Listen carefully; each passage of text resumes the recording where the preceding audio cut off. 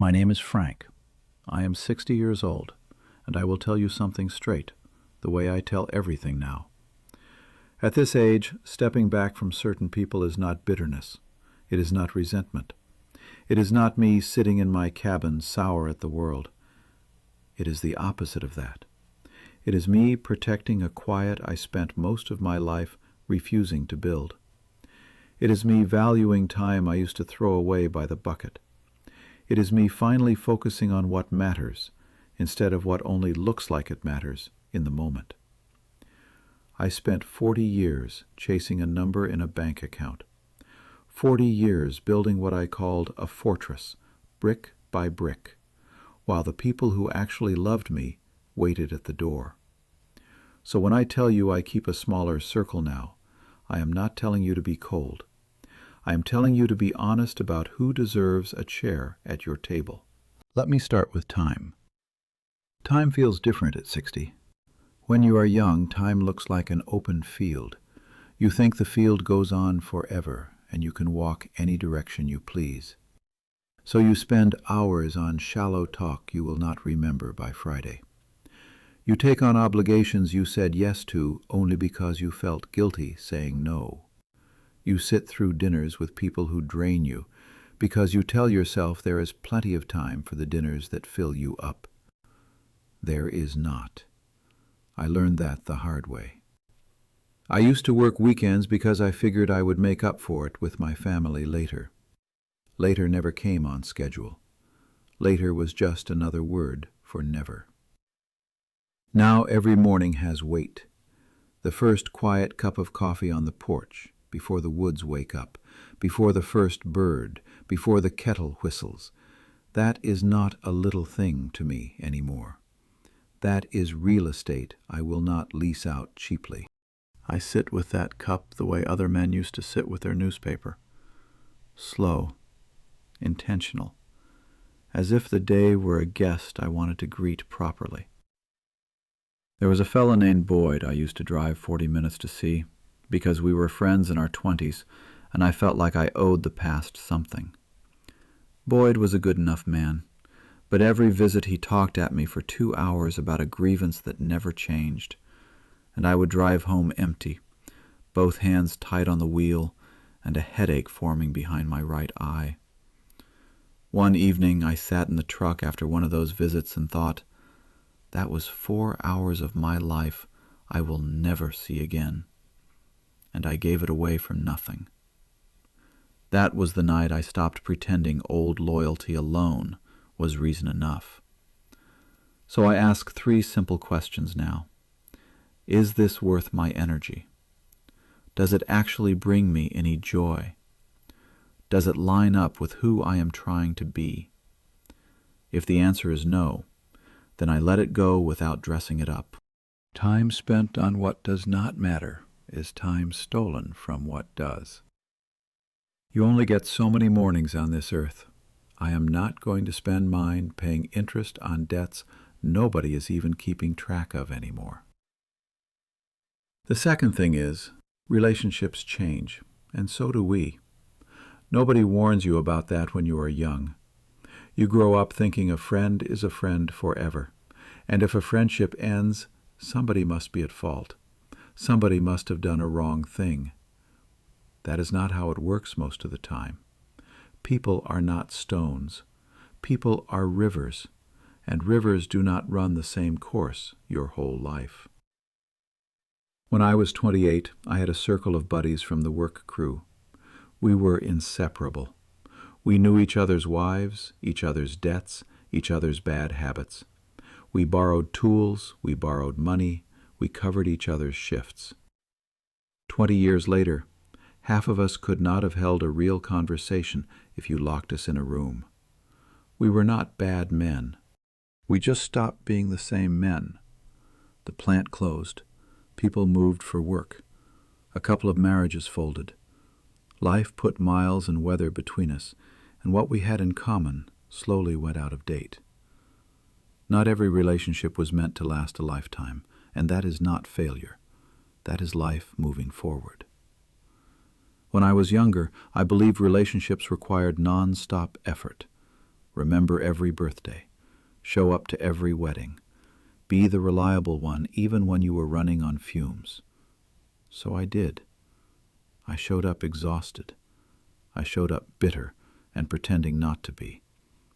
The truth is, some relationships nurture and some deplete, and you can tell the difference if you stop lying to yourself.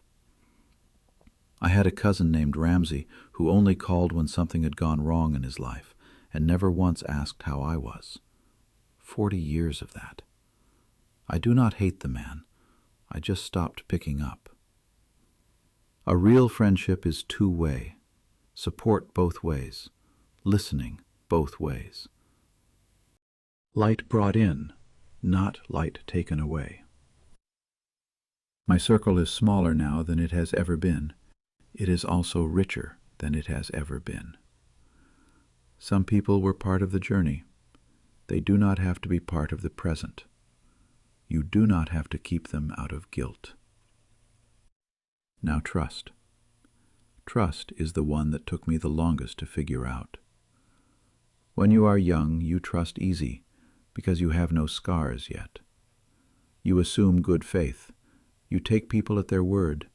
You lend money when you have none to spare, and you sign your name on lines you have no business signing. Then life hands you a few teachers, and the lessons stick because the lessons cost you. I had a friend in my 30s, a fellow named Tilden, who loved what I could do for him more than he ever loved me. He needed a ride, a loan, a co-signer, a favor at the shop, a couch when he had nowhere else. The day I had nothing left to give was the day he could not find his phone to call me back. I waited a long time on that call. Too long. There is a particular silence after you finally accept somebody never meant any of it. I had a relative whose choices, year after year, put distance between us, and I finally accepted that some doors close from the other side, and you do not have to keep knocking. I had a man at the plant who smiled at me across the table while he set up a move that would have cost me my job. He chose his gain. That is what people do when their gain is the only thing in the room. I am not bitter about any of it now. I am careful. There is a difference. Trust is also about trusting your own gut. When the inside of you says, "This person is wrong for you. This room is wrong for you," listen the first time, not the 7th time. Trust is still possible. A neighbor named Hadley, who lives a mile up the road from me, brings me half her tomatoes every August and asks nothing in return. The young woman at the feed store remembers my name and that I take 1 sugar. Trust comes back in small, honest pieces, not in grand gestures. What I keep now are boundaries, not walls. A small circle, consistency, kindness, respect. Protecting trust is not paranoia, it is self-care. The 4th piece is the world has changed, and not all of it for the better. Life feels faster than it used to, busier, lit up by screens day and night. Something got left behind in all that speed, and I think it was warmth, real warmth. When I was a boy, neighbors walked over without an invitation. They would knock with no plan, just to see how you were doing, and they would stay for an hour because the coffee was on, and nobody was in a hurry to be anywhere else. The screen door slammed, the dog barked once, and a conversation started without an agenda. Families gathered because they wanted to, not because somebody put a date on a calendar 3 months out and confirmed by group message twice. Now most conversations get squeezed in between 2 notifications. Somebody is half listening and half scrolling, and you can feel it across the table. You watch their eyes flick down to the phone, and a piece of what you were saying flicks down with it. Technology is a blessing. I will not pretend otherwise. I can see my daughter's face on a screen from 1,000 miles away, and that is a gift I would not give back. But a screen cannot replace a chair across from you. A screen cannot pour you a second cup of coffee. A lot of folks I know feel more isolated now than they did before any of this connection got invented. That is the strange part. We are linked to everybody and close to almost nobody. At 60, I have simply chosen to step away from a lot of the noise. Not all of it. Just the part that pretends to be company and is not. Then there is solitude. I want to be careful here because people confuse solitude with loneliness, and they are not the same thing. Loneliness is an ache. Loneliness is wanting connection and not finding it, and there is nothing romantic about that. Solitude is a choice. Solitude is the chair you pull up to the window on purpose, with nothing on the other side of it but the trees and the light. In solitude, my head clears in a way it never could when I was running. The porch in the morning. A cup of tea I do not drink fast. The wind moving through the pines behind the cabin, sounding the way a river sounds if you stand far enough back from one. The sun going down behind the ridge, taking its time, painting one side of the woodshed orange for about 12 minutes before it lets go. None of that costs $1, and all of it is worth more than anything I ever bought. I bought a lot of things in my striver years. None of them are sitting with me now. I reflect a lot now, but not the way you might think. I do not sit there picking at every mistake. I look for the lesson. There is a lesson in every wrong turn I took, and the lesson is the part I get to keep.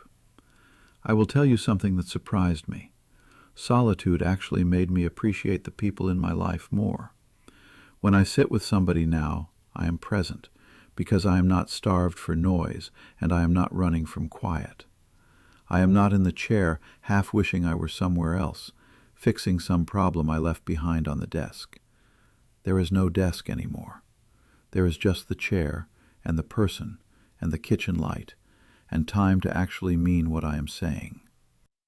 Solitude also teaches you to value yourself. Your worth is not the size of your phone list. Your worth is not how many people invite you somewhere on a Saturday night. Solitude is a gift, not a punishment. It took me 60 years to figure that out, and I will not give it back.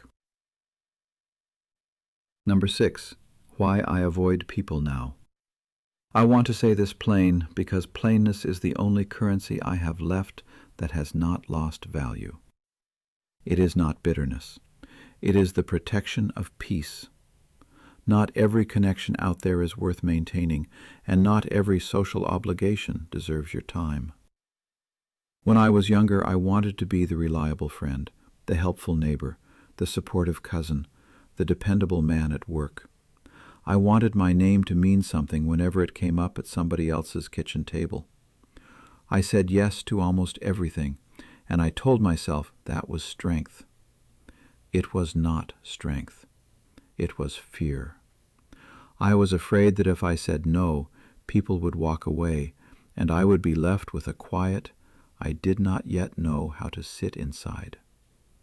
So I overcommitted, year after year, and what I got for it was a tired man with a short fuse who did not even like himself by the end of the week. Kindness was taken for granted. Loyalty kept me parked in places that were chipping away at whatever happiness I had. There was a fellow at the old job, Erlene's husband actually, named Crick, who had a fresh complaint every day for 2 decades. I listened to every one of them. He never once asked how I was doing. Not once. Avoiding certain people is not selfish. It is self-preservation.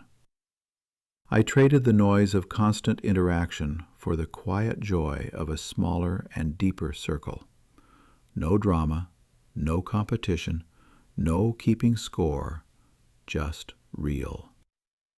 I avoid people who bring nothing but negativity.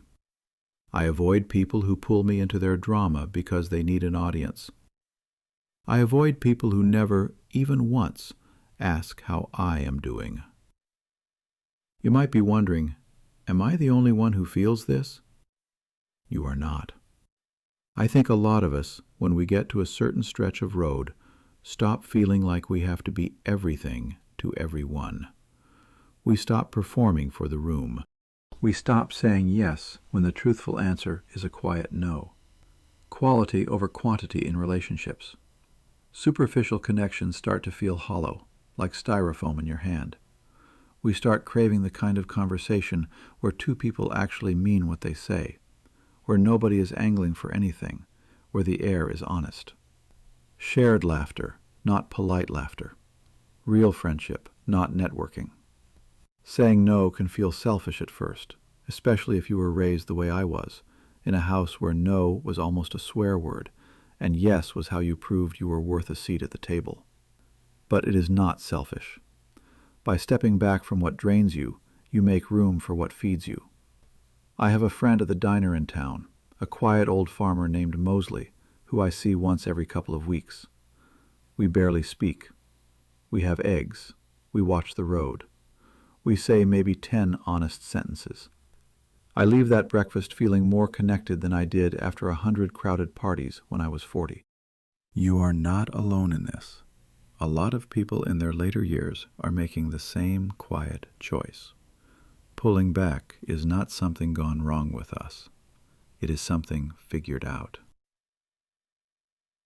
The last piece is embracing this chapter for what it is. Life is not all endings at this age.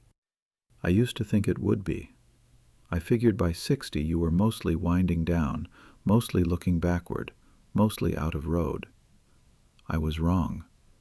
This stage is less about proving anything to anybody and more about embracing who you actually are now that the chasing has stopped. When I was young, I lived in a hurry. Every day was a sprint toward something further down the road.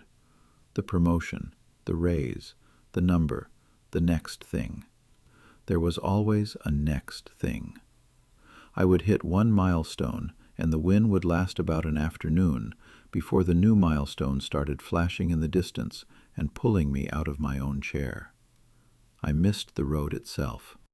I missed the part of the trip that was actually the trip. Now I understand that the present is the only place anything real ever happens. The sim is the gift. Morning light hitting the kitchen window. The dog stretched out by the stove. A conversation with my daughter on the phone that lasts 20 minutes longer than it used to because I am not in a rush anymore. I look back at the tapestry of my life, the beautiful and the painful and the meaningful parts, and I do not throw any of it away. There is still time to make something. There is still time to learn. There is still time to grow.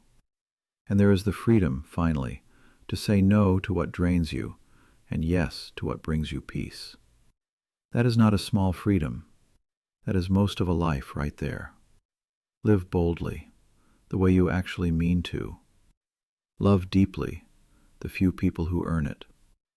Savor every moment, because most of the moments are quiet, and they go by anyway. So if you take one thing from a 60-year-old man who spent too long chasing the wrong number, take this. Avoiding certain people at this stage of the road is not shutting the world out.